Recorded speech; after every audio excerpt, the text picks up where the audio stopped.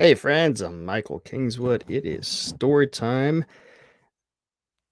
and we're here to celebrate. This is the end of the 52 Stories in 2023 Volume 2 Kickstarter campaign, and I just got an email from Kickstarter saying, "Yay, it's done and you funded." Well, I knew I funded already, but hey, it is done. But hey, let's. Ooh, wait a minute. Oh, here it is. Oh, I'm now sharing the Kickstarter screen because this is you're seeing kind of the back end a bit. All right. Oh, look at that. Oh, snap. Uh, what the heck is going on? Okay. I'm not used to seeing this back end. Let's just go to the dashboard. Actually, no, the heck with that. We'll stop sharing that. I'm not sure what was going on there. Let's just go. Oh, I have to share that because KickTrack isn't gonna be updated yet. No, it's not. So, all right. So we're gonna share. Okay. Sorry, I forgot that when Kickstarter, once your project funds and is done, the screen changes, and I was got jacked up with it. Okay, so this is the back end dashboard, and look at that. In the last couple minutes before the uh, campaign ended, we got over the hump. Literally, like 3 minutes ago, we were at 475, and now we are over the hump into 513. So either way, it was funded, right? Set the goal at $200, but now we're up at 513. Do you know what that means, people? Do you know what that means? Do you know what that means? It means that at the very end, we hit the stretch goal. Yay! Good stuff.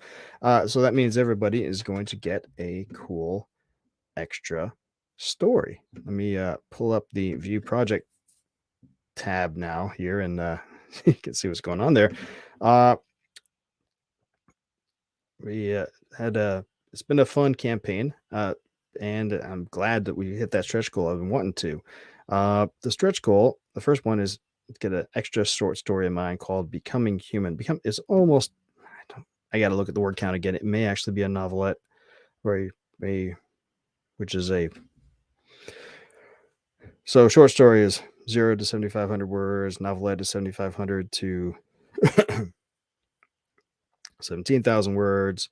Novella is 17,000 words up to 40, and above 40 is novels. That's the way the Hugo Awards always defined novels, short stories, novellas, novelettes, and so it's going to become the common parlance. I think even outside of the science fiction community, but we yeah we went over that hump to meet the stretch goal literally in the last 5 minutes, because right before as I was getting ready to go, we were at 475. So a couple consoles went and backed at the very last minute. Good for you guys. So we crushed this campaign. Obviously, it was a glorious time, and I'm happy to see it.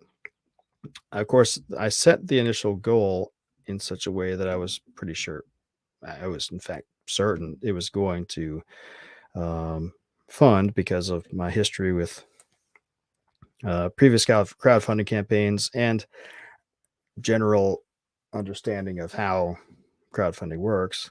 Um, as well, there was also a strategic reason for it, right? You set the goal relatively low, where you're pretty sure you can meet it, and then you meet it quick, and then hope that Kickstarter gives you extra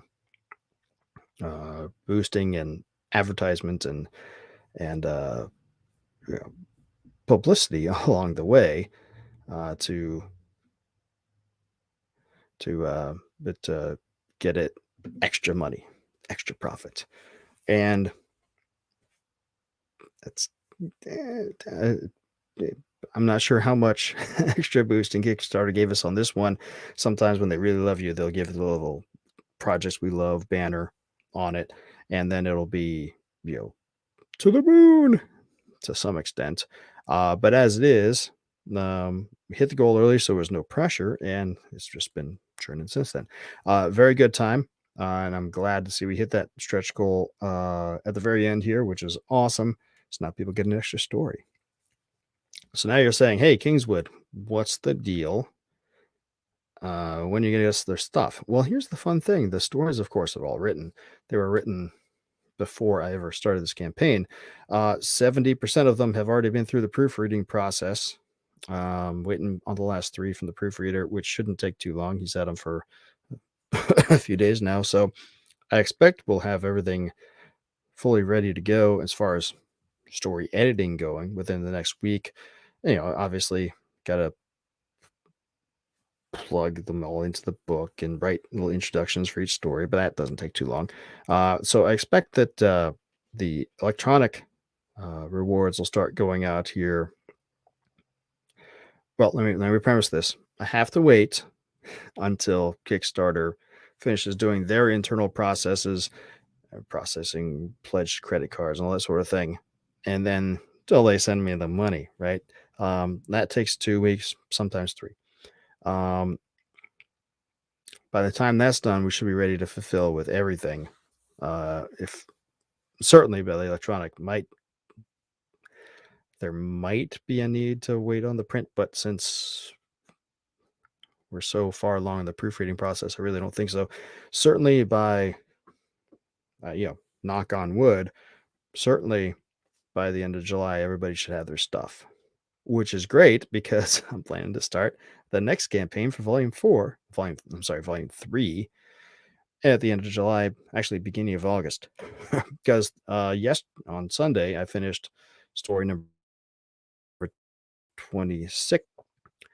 Today and tomorrow I'll be writing story number 27. Why am I doing it today and tomorrow? Because tomorrow night I'm flying to Tennessee. I'm going to LibertyCon, which is the first convention I've gone to in a long time. When I was in high school, I went to a couple of Star Trek conventions, and then in college I went to another one, and then nothing.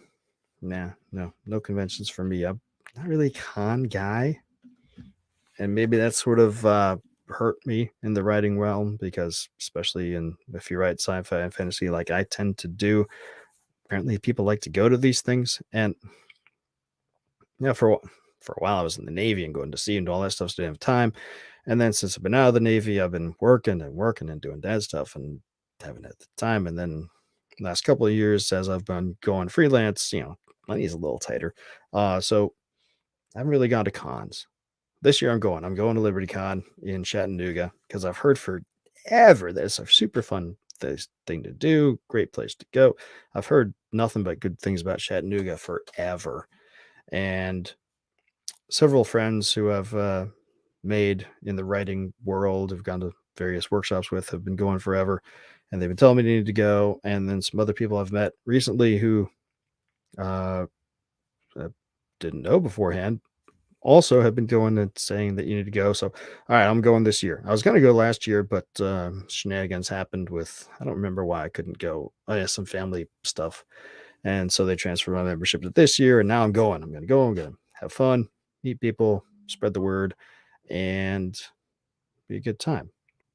Anyway, but since I'm going to be doing that, I'm not going to have time to write probably the second half of this week. So I'm getting this week's story done now because I love all you guys and want you to have your stories.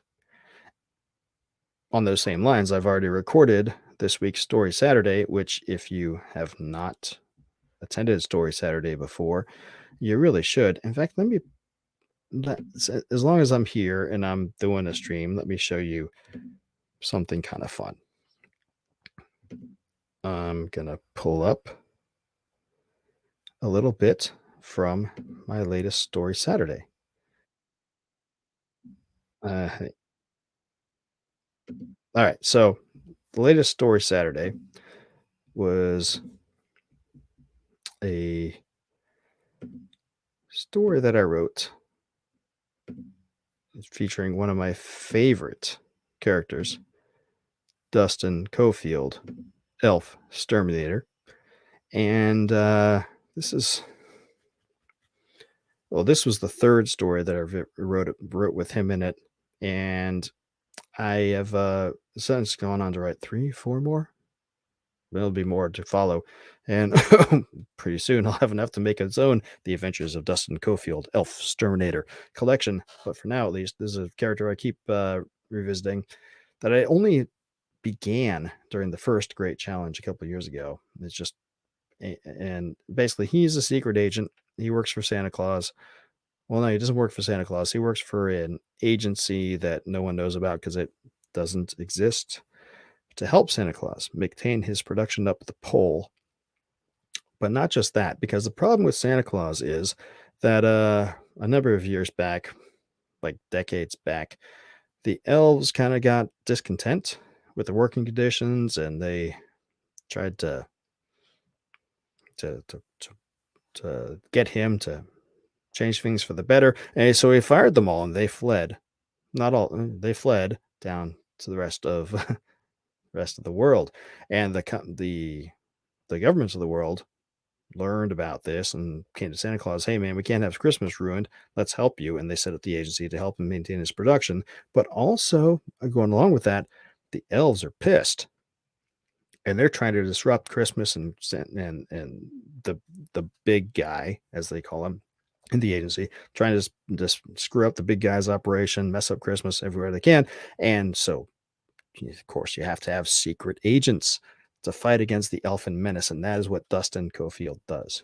And since I'm why the hell not? Let's since I'm talking about it, let's go and talk. Since I mentioned this latest story Saturday, which was a Dustin Cofield story, I'm going to play the first couple minutes of it here so you guys can see kind of how Dustin works. So indulge me while we do this. This is the beginning of Bridge Mending, a Dustin Cofield adventure written by me. I'm not a super sentimental guy, but there are times when even I look back on past events through the lens of nostalgia and pine for those long gone, supposedly simpler times. Never thought an elf would do the same, though. When they gave the big guy the finger over working conditions and left the pole, they left for good. Or so they said. Turns out, even a pointy can end up pining for the good old days. I'm Dustin Cofield, and I'm an elf exterminator. I was sitting behind my old, beat up wooden desk and typing out a report on an equally old, but very well maintained relic from the 30s, a mechanical typewriter, when a knock came on my door. I looked up from the cursed machine, torn between being thankful that I could give my fingers and wrists a rest and being shocked over the sound. I had been stationed in Lockwood and working out of this same 8-foot square office in the back of a Wells Fargo branch for years, and no one had ever knocked on my office door before. See, I don't really work for the bank. I work for a non existent agency that helps the big guy with his production up at the pole since the elves bailed on him, and helps contain the elf menace in the rest of the world. My line is more the latter than the former. The agency had some sort of arrangement with the bank. I have a title, Senior Financial Analyst. I attend staff meetings and social events. But I don't work for the bank, and I never receive tasking from the president or anyone else. The only real professional interaction I had with them was turning in my reports to hire. Those went to the bank president, in double sealed envelopes, of course, who then dutifully forwarded them along via corporate mail accounts. How much the agency paid for my use of this space, or that one service the president performed, I have no idea, and I don't care. But the bank had been plenty accommodating over the years, leaving me with complete autonomy and never disturbing my space at all. Not even the cleaning lady, which got annoying because it meant I had to clean up myself. But we all have our crosses to bear. Now the knock had me stopping in surprise for a moment. Then I did a quick once over around my office. It was nothing fancy. 4 beige painted walls and a door, and a small slit of a window that allowed a bit of sunlight to augment the recessed lighting in the ceiling. I put the potted plant. Don't ask me what kind it is, I just know it's green and occasionally produces white pink flower buds that Nora, my girlfriend, gave me a while back in front of the window, and there was a single wood framed chair for visitors next to it. I rarely got those. On my desk, I just had a heavily coffee stained mug that was painted round with holly, candy canes, and mistletoe, the cussed typewriter on top of a leather backed calendar blotter, an old rotary style telephone, and a small stack of finished report pages typed in triplicate from carbon paper inserts. Nothing truly incriminating there. To the left on the wall next to the door was a corkboard on which I had posted mimeographed memos from hire that I thought I would need, safety regulations, upcoming events, and a couple of wanted posters of particularly infamous elfin conspirators. Beside the board, I had a few pictures hanging up. One of me and the big guy himself at an awards gala at the pole stood out. That would be hard to explain, but it wouldn't be visible from the door, so I didn't bother to take it down or hide it. The only other things in the room were the lockers behind my desk where I stored my files and my tactical gear, and the old weight driven clock on the wall opposite the door, which made a soft tick tocking sound that I sometimes found myself typing in cadence with if I wasn't careful. The place smelled of carbon paper and old coffee, and I had gotten very comfortable with it over the years. I stood, the casters on the bottom of my black, leather upholstered office chair making slight squeaking sounds as it pushed back. Just a moment, I said as I squeezed past the desk. I gave one last look around the place, then I pulled the door halfway open. There was a woman standing out there, slightly plump in her early 30s. She had long black hair that she kept pulled back from her face with a blue hairband that matched the pantsuit she was wearing. Her green hazel eyes were bright and intelligent, and she wore the slightest hint of a smile. But then she always did. I knew her, Cindy, the bank receptionist on duty this morning. Hey, Cindy, I said, returning her smile with one of my own. I noticed she smelled faintly of lavender. That helped. Mr. Cofield, she said, then gestured toward the front of the bank. There's a man here to see you.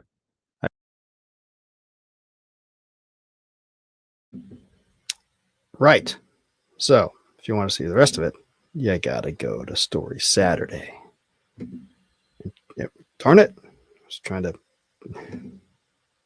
One of these days I will figure out how this StreamYard thing works. Anyway, so that's some of the things going around here on Story Saturday. And that story is actually, you're not going to get from the volume that was just crowdfunded. That story comes from Stories from the Great Challenge, which is thick, 720 page thick collection of stories that I wrote for the first Great Challenge, which was when I wrote a story a week for a year back a couple of years ago. This campaign that we've been doing, of which we are closing out this chapter. It's weird English, but just go with it. It's the same thing, right? 52 stories in 2023. This is the book of Volume 1. Volume 2 is now funded, and we will get it out to everybody. Volume 3 is going to follow, then Volumes 4 and 5. Funny how that works. And since I've done that before, I'm doing it again, it's going to be successful. So, we will proceed. So anyway, thanks everybody who backed the campaign and made it successful and got us over the stretch goal hump at the end. That's awesome. We'll be coming back to do Volume 3 here in about a month, plus or minus a little bit, and then on to Volumes 4 and 5. Make sure you go and check out the campaign. If you missed Volume 2, that's okay. You can, when it's out, you can buy it from michaelkingswood.com/store. This handy dandy little link here that you see right. Where's that? Right there. Or you can wait until the Volume 3 Kickstarter comes, and it will be available there too. In the meantime, if you like what I'm doing and you like, man, I haven't subscribed to this guy's channel yet, whether it's on YouTube or Rumble or wherever the hell you're listening to this, do it now. If you haven't bought my books yet, that's the entire purpose of doing these videos, is to grift so people will like me and want to check my books out. So go michaelkingswood.com/store or go to the other link. Did I set up the banner for the other link? No, I didn't. If you go to michaelkingswood.com/books, the number 2, read, you can find my stuff in all the other retailers. But why would you want to go there? The big retailers, Amazon, those guys, they'll take cuts and I lose out on money. Coming straight to me, the only money I lose is processing fees. And you get the satisfaction of directly supporting a writer that you like. That is awesome. Anyway, again, thanks for making this campaign great. It's been fun, and we'll come back for the next one. Make sure you come by Story Saturday and subscribe to the channel, hang out. Let me know what you think about things, and I will see you at the next campaign. Until then, don't do anything I wouldn't do.